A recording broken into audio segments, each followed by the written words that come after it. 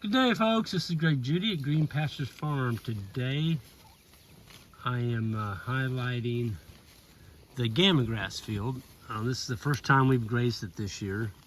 It's got a lot of fescue in it, but there's some good Gama out there. It's about 8 inches tall, 8 to 9 inches tall. We wanted to get the cattle up here close to the road, so we could have a good viewing for the grazing school. We didn't have to walk people a long distance. And these are South Pole cattle. This is the non-calving herd. I think there are 3 or 4 new calves in here. These would be the cows that calved last year in the middle to latter part of May. And so this is May 8th. They're calving on schedule just in May. I think we had 90 in the month of April. So a lot of those out there you see are heifers that have not been exposed. So they will be exposed to bulls in July. And we will breed them as 15 to 16 month old heifers. And they'll be calving next April, May. So they're growing, they're growing frame. And we don't feed our heifers anything other than forage. They don't get grain like a lot of people will get the heifers up and they'll wean them and give them their weaning shots and put them on feed and make them gain 2 pounds a day to get them nice, big, and fat before they breed them. And consequently, you're giving up a lot of your economic gain when you do that. The feed bill man just took your calf.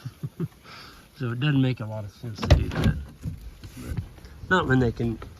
I'm trying to stay behind this truck. The wind is pretty atrocious tonight. There's 105, something like that, 105 head in here. And the calving herd, I think there's only 3 left to calve. And we'll have all those calved out. And we're going to join these 2 herds together and keep rotating. The grass really took off with all the rain that we got. Man, I am so thankful. This is the beginning of our 3rd year of drought, and we're not in a drought anymore. I guess you could say right now we're not.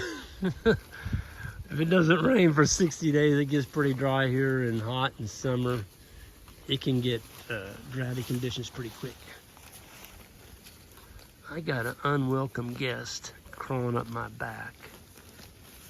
Darn tick. There, got rid of him. You got to check yourself over. Here in Missouri, we're in central Missouri, the ticks. People say, what do you do for ticks? I'm like, well, you pick them off 3 times a day. You come in the morning from chores, you need to check your body over, and at lunchtime again, and at night. That's the big one. Make darn sure you take a shower or bath every single night.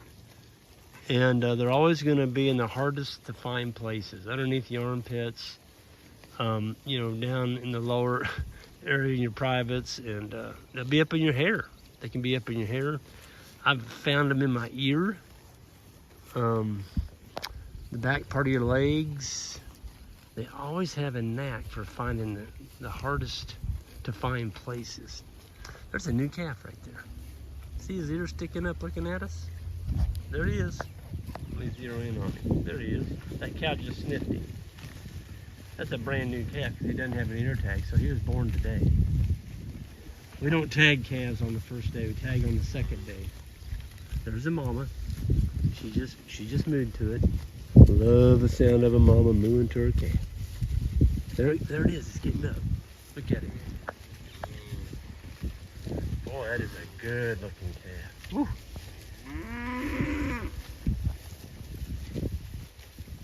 Boys just moved them in here tonight. This is the Gama Grass. We brought them down this road about a half a mile, and that new calf made the cattle drive. I tell you, folks, these cows are slicking off pretty darn quick. It's getting hot, you know. Give these cows 2 more weeks of this, you know, 75, 85. We might hit 90 here in 2 weeks. That hair is gone. And if you have a cow that doesn't shed off its hair coat, I'm talking about 2 years and older, you need to put her down on the auction, or, you know, she needs a one-way ticket off your farm. Because if they don't shed off their hair coat, they get hot and such. They don't do very well. You know, they struggle staying cool, and they don't cycle on time, and so they fall back in your breeding schedule. And yeah, look at the tree swallows. Golly. We've got rows of tree swallow houses on this. We've got one, I'll just count them. We got 1, 2, 3, 4, 5, 6, 7, 8, 9, 10, 11, 12, 14, 15, 16, 17, 18, 19, 20, 21, 22, 23, 24, 25, 26. There's 26 birdhouses for tree swallows. All right, let's kick it up. We got to go back to the truck. I'll block the wind.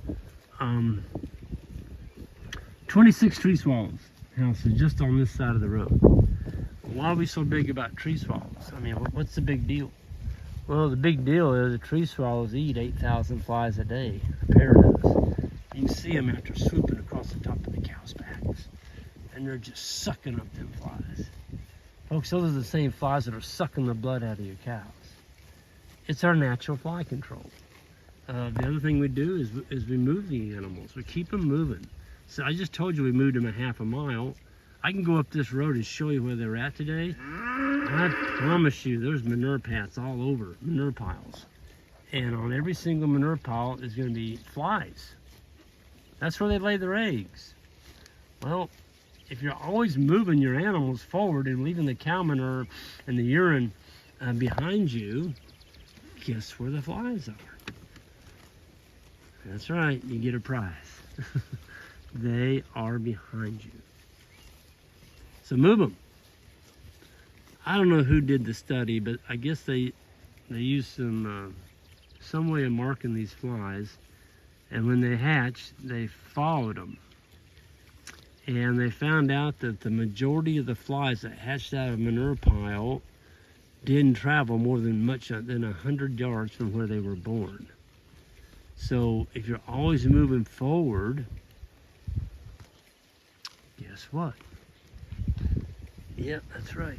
You're not going to have as many flies. I mean, there's some flies out there, don't get me wrong. But, you know, you can look on the backs of these cows and you just don't see very many flies. And it's fly season. I'm telling you, there's flies out here. Man, those tree swallows, I love watching them. You know, they look like little B-52 bomber, or fighter jets. I'm sorry, they're not bombers or jets. A bomber would be more like a buzzard or a hawk or something. But these are like little jets. They're fast. They're absolutely fast. So if you're going to put up some tree swallow houses, make darn sure that you're in their nesting range. You can go on the internet and just type in tree swallow nesting range, and make sure that they are in your area before you put up the houses.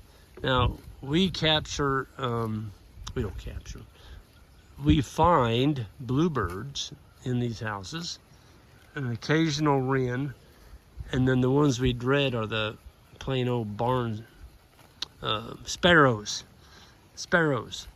Now, if you'll keep your birdhouses away from buildings, that helps. But if you put them up next to a barn, you're going to have sparrows in them. The houses need to be 100 feet apart. The tree swallows they're very aggressive. They don't like another tree swallow within 100 feet of their box, and so they'll fight. Man, I love the sound of that grass being ripped off by them tongues. It's the best business. This is the best business in the world. It's all being powered by solar energy, sunlight and water. Gotta have water. Folks, I didn't plant that grass out there. It just grew. It helped that we got some rain.